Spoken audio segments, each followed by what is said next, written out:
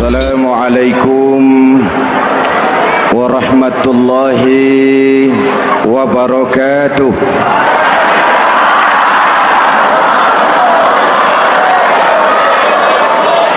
Alhamdulillahi rabbil alamin.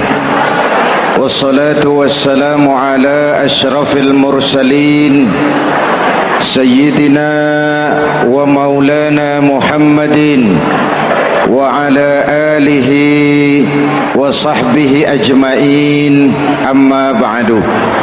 Para ulama yang saya muliakan, hadirin hadirat ma'asyiral muslimin yang saya cintai, banyak kita alami perubahan-perubahan yang terjadi,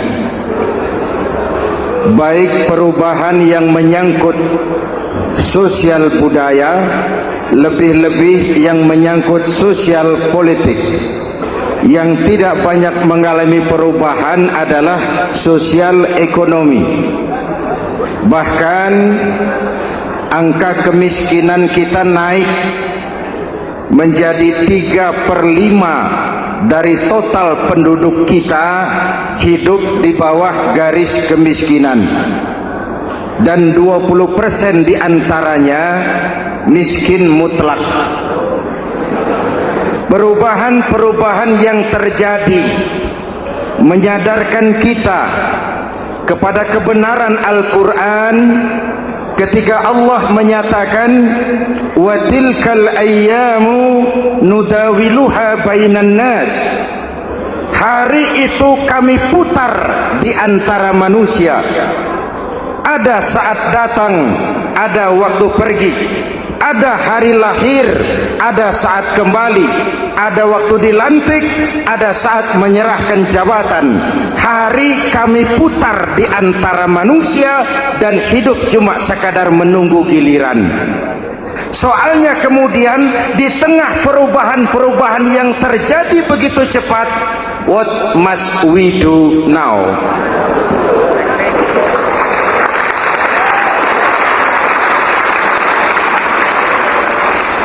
Saya juga nggak ngerti itu. Yang penting kan penampilan. Saudara-saudara kaum muslimin di seluruh tanah air, jadi pemimpin adalah pelayan bagi orang yang dipimpinnya.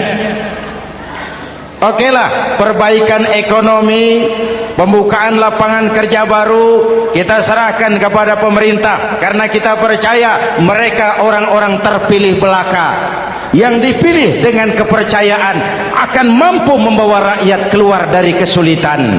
Amin. Tugas kita sekarang di zaman susah meluruskan akidah. Jangan sampai mbah dukun yang naik ke permukaan. Betul? Islam misinya yang pertama membebaskan manusia dari kemusyrikan. 13 tahun Rasul berjuang di Makkah, menanamkan akidah, meluruskan keyakinan, membentuk iman. 13 tahun membebaskan manusia dari belenggu kemusyrikan. 13 tahun menanamkan la ilaha illallah Muhammadur Rasul dengan seluruh konsekuensinya. Kalau saya yakin tidak ada Tuhan selain Allah, saya tidak akan meminta tolong kecuali hanya kepada Allah. Saya tidak akan pernah takut kecuali hanya kepada Allah. Saya tidak akan menggantungkan hidup kecuali hanya kepada Allah. Saya tidak akan minta rizki kecuali hanya kepada Allah. Saya tidak akan melarikan persoalan kecuali hanya kepada Allah. Kalau konsekuen dengan keyakinan ini, mbah dukun nggak dapat tempat.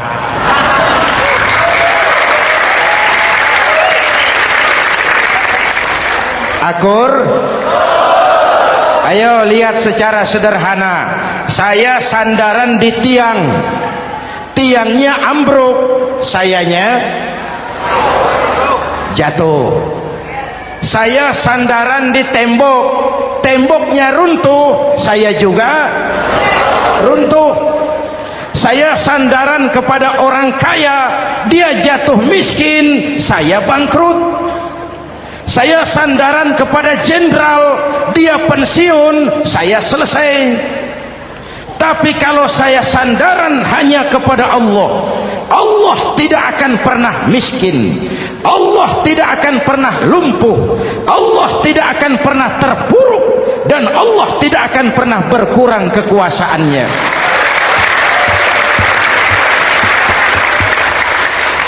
Maka umat Islam, sesulit apapun zaman yang kita hadapi, Allah juga tempat kita bersandar. Jelas? Selama ini kita iman dalam ucapan, tapi sekuler dalam perbuatan. Di masjid ada Allah, di kantor Allah tidak ada, maka korupsi merajalela.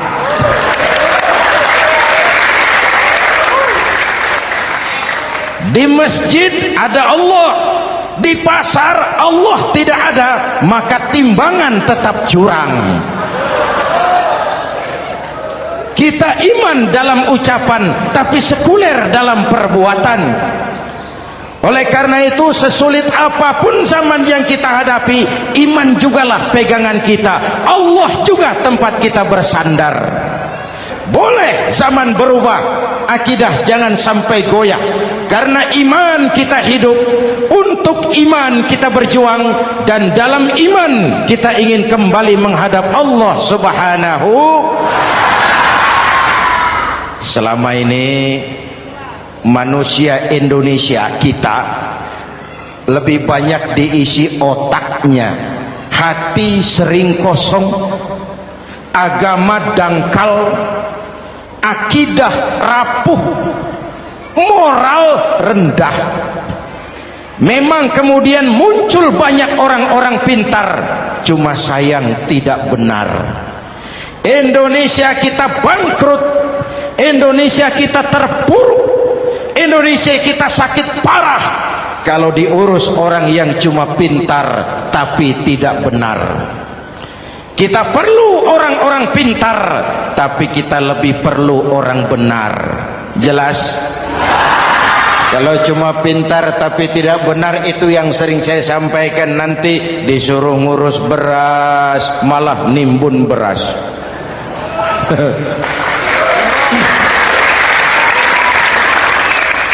Disuruh ngurus laut malah jadi bajak laut.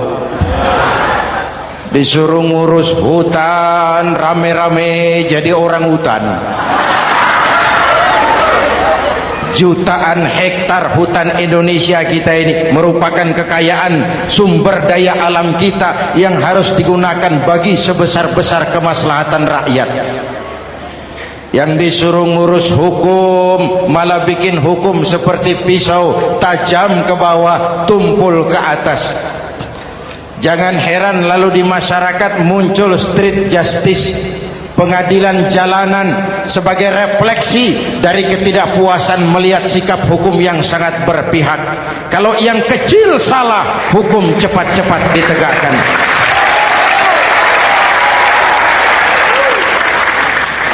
Lihat saja sekarang ini, kalau orang terkenal banyak uang, punya masalah, antri yang bela. Betul?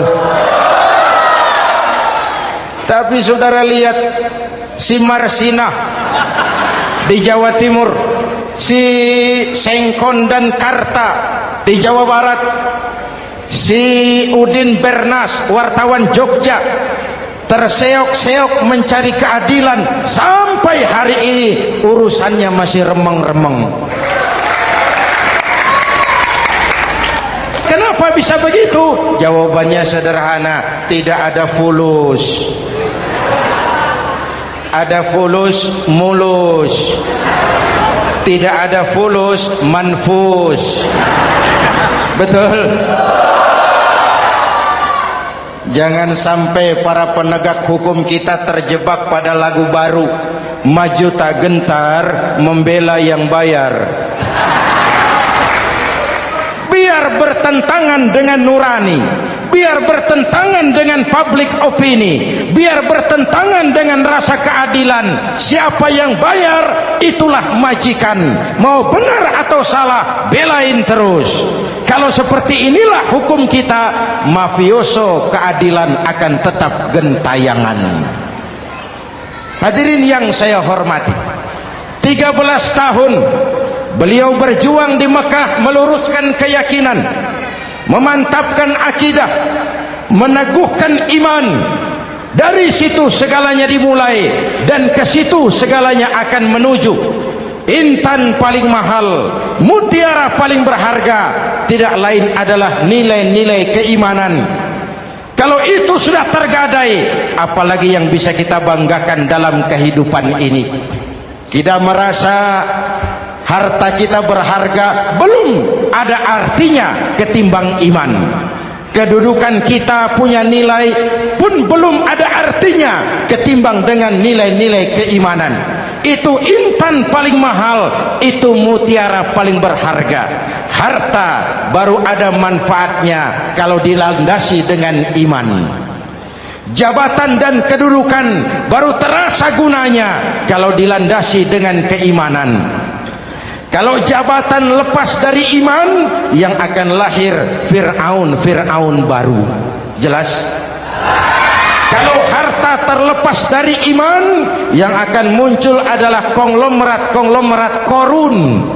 Kalau ilmu pengetahuan terlepas dari nilai dasar keimanan, maka yang akan muncul adalah ilmuwan pelacur yang menyalahkan yang benar, membenarkan yang salah untuk kepentingan pribadi.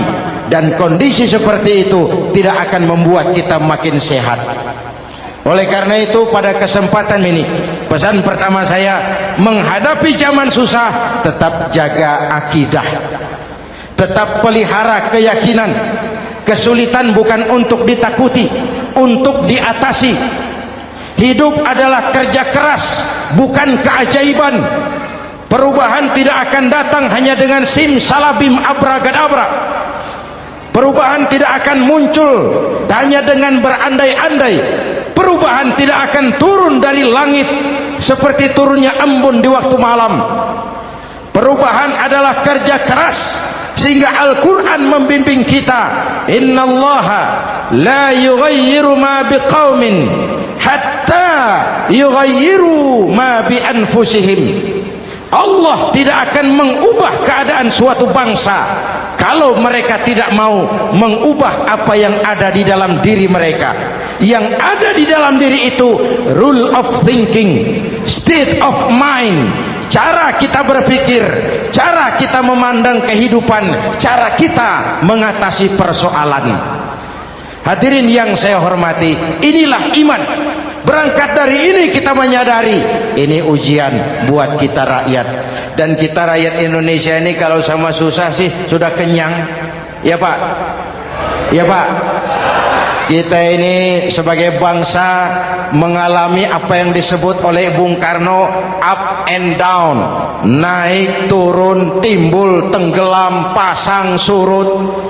350 tahun dijajah oleh Belanda, kita susah. Berangkat Belanda masuk Jepang, susah lagi. Pergi Jepang datang nikah, susah lagi. Lalu kita merdeka, dirongrong oleh berbagai pemberontakan, susah lagi. Makan bulgur, antri minyak. Lalu PKI berontak, susah lagi. Muncul orde baru, lama-lama susah lagi. Orde baru selesai, naik reformasi, mulai repot nasi, susah lagi.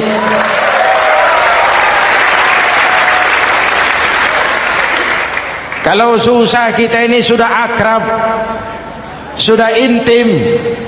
Mestinya kalau sudah susah seperti itu, jangan salah sikap menyikapi kesusahan. Jangan sampai kita potong kompas, ambil jalan pintas, terjebak menghalalkan segala cara. Itu tidak akan menguntungkan, itu tidak akan menyelesaikan. Kalaupun selesai nampaknya penyelesaian sesaat, dan penyelesaian sesaat bukan penyelesaian yang sebenarnya. Karena itu tetaplah dalam koridor keimanan. Boleh zaman berubah, akidah jangan sampai goyah. Silahkan masa berganti, tapi keyakinan jangan mati. Sekali la ilaha illallah sampai tetes darah paling penghabisan, tetap la ilaha illallah. Sanggup? 3 orang. Sanggup? 21. Sanggup? Kalau sanggup kita harus konsekuen. Saudara-saudara di seluruh tanah air, misi yang kedua dari Islam setelah membebaskan manusia dari kemusyrikan, membebaskan manusia dari ras diskriminasi, mengikat manusia dengan tali akidah.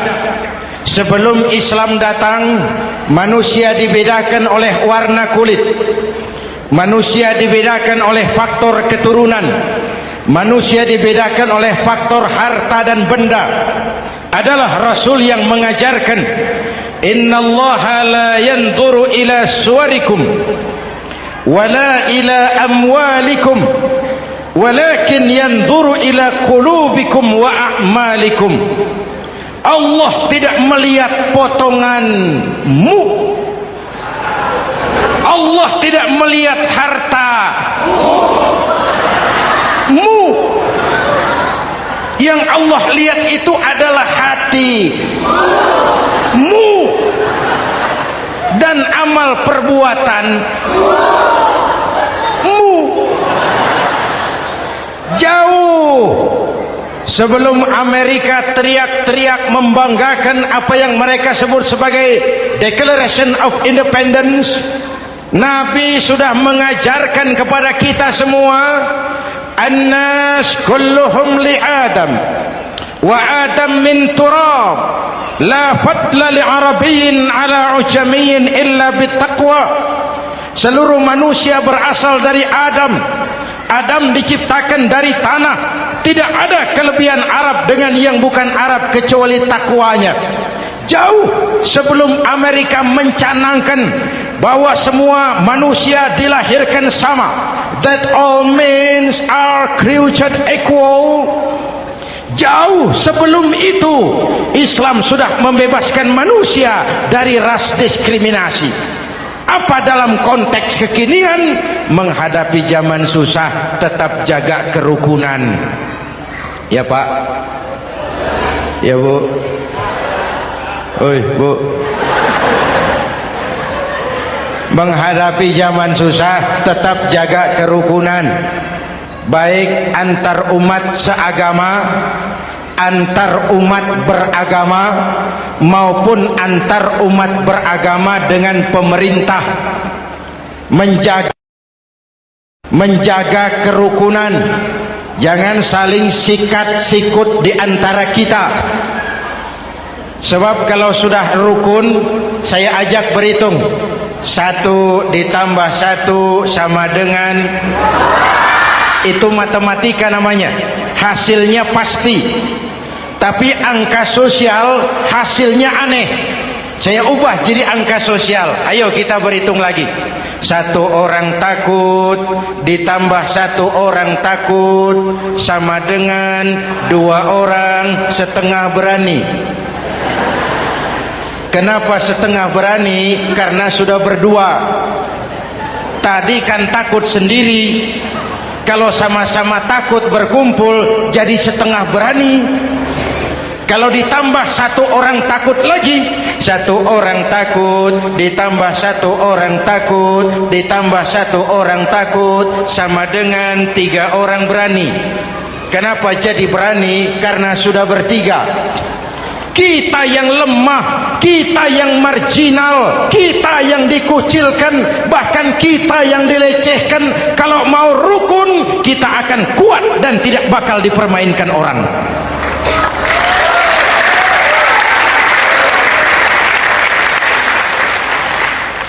Tapi kalau rukunnya yang satu mau menikam yang lain, saya ajak berhitung lagi. Yuk berhitung yuk. 1 ekor ayam ditambah 1 ekor musang sama dengan 1 ekor musang. Kemana ayamnya? Dimakan musang. Betul nggak nih hitungan? Ayo kita hitung lagi. 1 ekor ayam ditambah 1 ekor musang sama dengan 1 ekor musang. Kemana ayamnya? Dimakan musang. Jadi kalau kita suka kumpul dengan orang yang mau makan kita, selesailah kita.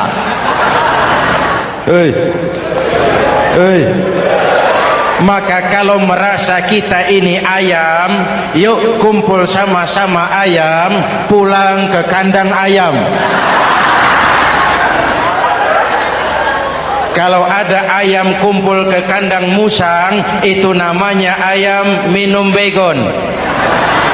Jelas? Menjaga kerukunan. Pertama, antar umat seagama, sesama muslim harus saling menjaga, harus saling memelihara. Baik dia muslim yang jadi kapolri, baik dia muslim yang jadi kasat, baik dia muslim yang jadi pengusaha, baik dia muslim yang jadi petani, nelayan, guru, semua komit menjaga semangat kebersamaan, rukun antar umat seagama. Jelas? Jelas? Hadirin yang saya hormati, atas dasar itu saya ingatkan kembali, kita semua ingin persoalan terorisme dilepaskan kaitannya dari agama manapun. Tidak ada kaitannya terorisme dengan Islam, dengan Kristen, dengan Hindu, dengan Buddha.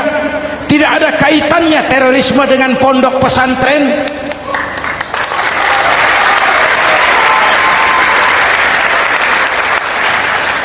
Jangan sampai pesantren jadi kambing hitam.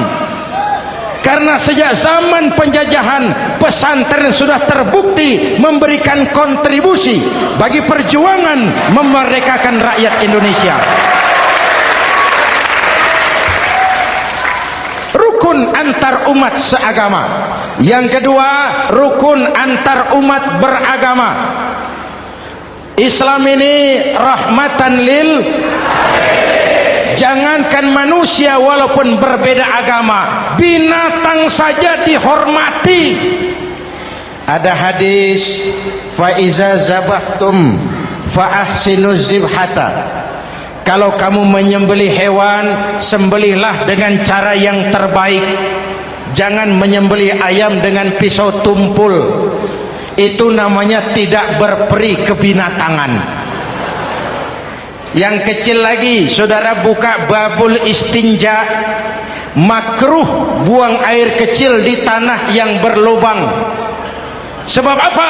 Pertama, menjaga kesehatan. Siapa tahu di lubang yang saudara buang air kecil itu ada gas beracun.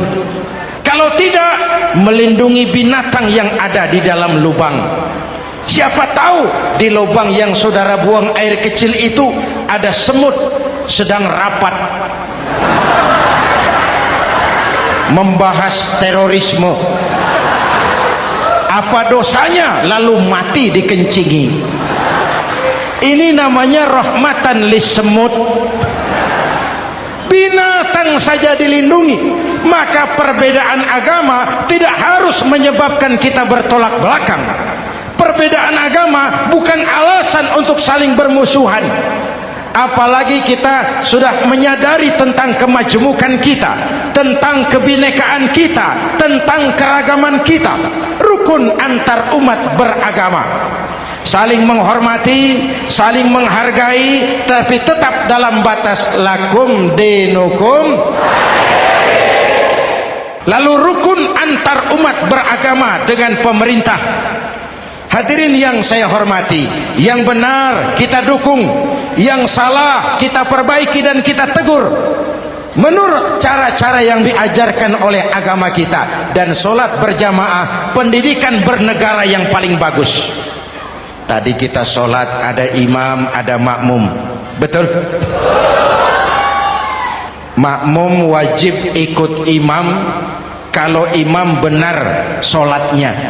rakyat wajib ikut pemimpin kalau pemimpin benar mimpinnya.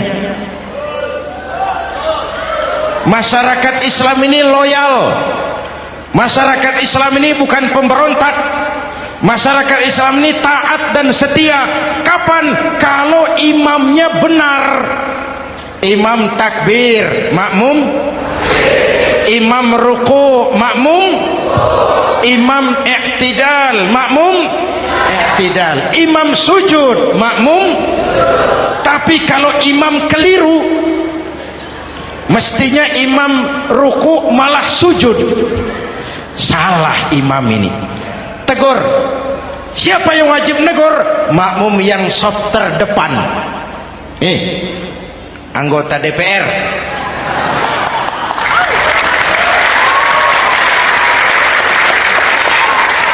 Ini wakil-wakil makmum ini, saf di depan ini. Kalau imam keliru, mereka paling tahu. Ngomong. Tegur. Bagaimana negurnya? Ada aturan main. Mestinya ruku, imam sujud. Salah ini imam. Subhanallah. Kan begitu negurnya. Betul? Tidak boleh juga imam keliru, makmum emosi. Main pegang. Weh, makmum salah. Hoi, hoi. Kacau solat. Betul? Anggota dewan ini, saf di depan. Itu kalau imam keliru. Satu saat imam buang angin. Namanya manusia bisa buang angin toh. Apa makmum lalu berkata, demi kesetiaan saya kepada imam, imam buang angin, saya lebih keras lagi. Itu namanya fanatisme buta, loyalitas yang goblok. Imam buang angin, minggir. Iyyaka na'budu wa iyyaka nasta'in. Sampai situ imam buang angin, minggir imam. Lalu saf yang di depan maju. Tidak usah bikin solat baru, teruskan pekerjaan imam. Ihdinas siratal mustaqim. Teruskan. Kenapa? Kalau bikin solat baru lagi, nanti buang angin lagi. Bikin lagi solat. Kapan selesainya solat? Kapan selesainya membangun negara ini? Yang penting imam tahu diri, buang angin, minggir.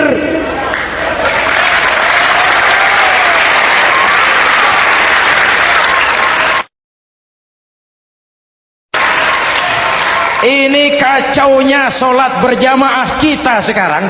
Kacaunya negeri kita sekarang. Banyak imam sudah buang angin, gengsi. Dia aja merasa nggak punya salah. Dikasih tahu sama makmum, imam tadi buang angin ya, malah jawab sedikit. Apa kalau sedikit lalu tidak batal solat itu? Mekanisme kehidupan sosial yang diatur lewat tuntunan solat berjamaah, sehingga Nabi berpesan, kun imaman muta'an au ma'muman muti'an fala takun thalisan jazu'a. Kalau jadi pemimpin, jadilah pemimpin yang ditaati. Kalau jadi makmum, jadilah makmum yang mentaati. Jangan jadi golongan ketiga pemecah belah. Di depan tidak jalan, di belakang takut, ditaruh yang di tengah, di depan didorong, yang belakang ditendang. Ini namanya biang kerok. Saudara-saudara, dari uraian singkat ini saya ambil beberapa catatan pokok. Pertama, kalau ada intan paling mahal, kalau ada mutiara paling berharga dalam hidup kita, itu tidak lain adalah karena keyakinan. Hidup jadi indah, hidup jadi berharga, hidup jadi berarti kalau didasari atas sebuah keyakinan. Dan keyakinan itu tidak lain adalah nilai iman kita, akidah kita kepada Allah Subhanahu wa taala. Yang kedua, tetap menjaga kerukunan. Sesulit apapun zaman yang kita hadapi, kita tetap harus menjaga semangat kebersamaan. Kita harus tetap menjadi lem perekat yang menjaga keutuhan baik sebagai bangsa maupun sebagai umat. Perbedaan adalah wajar, harus dihormati sebagai ciri kehidupan berdemokrasi. Tapi jangan perbedaan menjadi sebab kita bermusuhan, dan jangan perbedaan menyebabkan kita saling berpecah belah. Hormati perbedaan, jangan perbedaan dipandang sebagai permusuhan. Dengan akidah yang kuat dan kebersamaan yang kokoh, ayo kita hadapi kesulitan, kita atasi kesulitan, dan dengan kerja keras untuk menyongsong hari esok yang lebih pasti. Mari kita Fatihah, semoga Allah memelihara kita bangsa Indonesia ala hadhihi niyyah wa ila hadratin nabi. Al-Fatihah.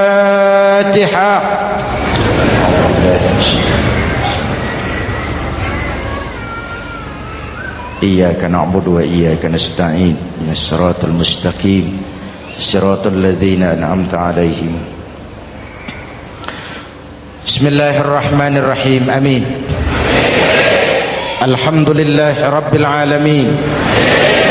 Allahumma salli wa sallim wa barik ala Sayyidina Muhammadin wa ala alihi wa sahbihi ajma'in.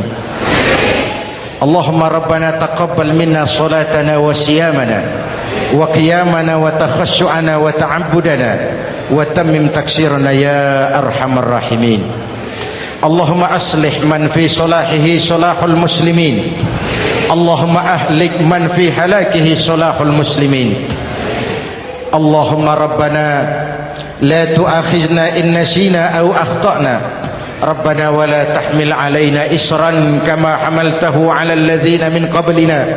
Rabbana wa la tuhammilna ma la taqata lana bih wa'fu 'anna waghfir lana warhamna anta maulana fansurna 'alal qaumil kafirin. اللهم اجعلنا من السعداء المقبولين ولا تجعلنا من الأشقياء المردودين. أفضل ما قلته أنا والنبيون من قبلي لا إله إلا الله.